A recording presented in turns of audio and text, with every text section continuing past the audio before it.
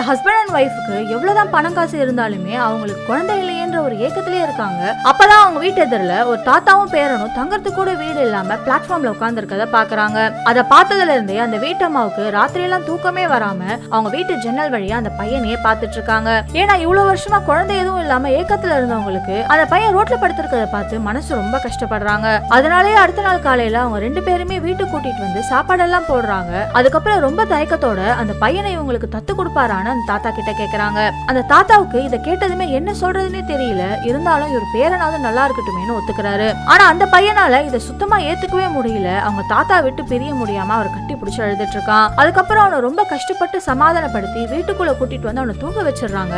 இப்ப நைட் அவங்க 2 பேரும் தூங்குனதுக்கு அப்புறம் இந்த பையன் அவங்க வீட்டுல இருக்க காஸ்ட்லியான பொருள் எல்லாத்தையும் எடுத்துட்டு வெளியில வரான். பார்த்தா இவனுக்காகவே அந்த தாத்தா வெளியில வெயிட் பண்ணிட்டு இருக்காரு. இவன் கொண்டு வந்த பொருள் எல்லாத்தையும் ராத்திரியோட ராத்திரியா இவங்க 2 பேரும் அடிச்சுட்டு ஓடிடுறாங்க. அதுக்கப்புறம் தான் தெரியுது இந்த தாத்தாவும் பேரனும் யாருக்கெல்லாம் குழந்தை இல்லையோ அவங்களை ஏமாத்துறதே வேலையா வச்சு சுத்திட்டு இருக்காங்கன்னு. இப்ப இவங்க திருடிட்டு வந்த காசு எல்லாத்தையுமே அவங்க இஷ்டத்துக்கு செலவு பண்ணி ஜாலியா என்ஜாய் பண்ணிட்டு இருக்காங்க.